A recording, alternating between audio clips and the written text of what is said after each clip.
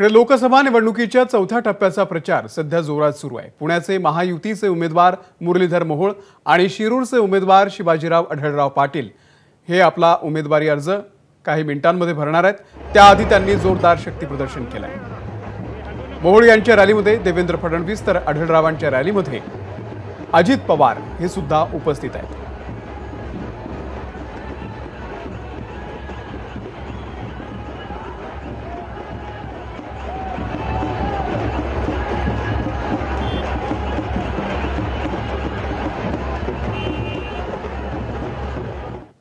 आपल्याबरोबर उपमुख्यमंत्री देवेंद्र फडणवीस जी आहेत।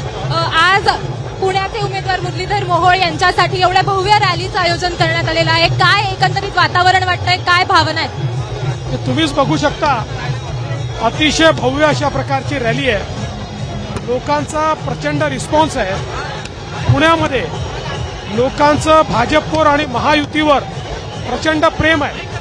मागच्याही काळात 14 असो 19 असो पुणेकरांनी प्रचंड प्रेम दिलाय। आमचे माजी दिवंगत खासदार गिरीशभाऊ बापट यांनी एक अतिशय चांगली लिगसी या ठिकाणी तयार केली आहे। त्यामुळे पुणे पुन्हा आमच्या पाठीशी राहील। मुरली मोहोळ यांच्यासारखा एक तरुण तडफदार अशा प्रकारचा महापौर राहिलेला उमेदवार आम्ही दिलाय आणि जनता आमच्या पाठीशी आहे।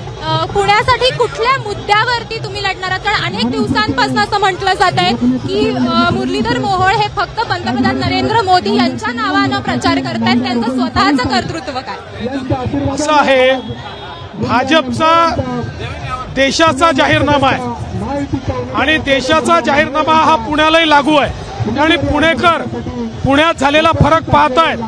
जो काही फरक पुण्यामध्ये आहे तो मोदीजींच्या माध्यमातून झालेला फरक आहे, हा दिसून पडतोय।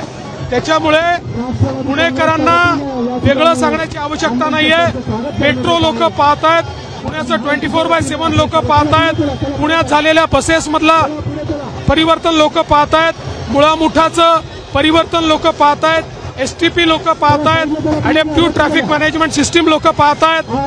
पुणे कसं बदलताय हे लोक बघतायत। राष्ट्रवादी काँग्रेस शरद पवार चंद्र पक्षाचा आज जाहीरनामा आलेला आहे, त्याच्यातनं पण त्यांनी तुमच्यावर टीका केलेली। जे 542 खासदारांमध्ये 10 जागा उभ्या करतात त्यांच्या जाहीरनाम्याला काय अर्थ आहे? मी वाचला नाही, वाचल्यावर बोलेन। एबीपी माझा, उघडा डोळे बघा नीट।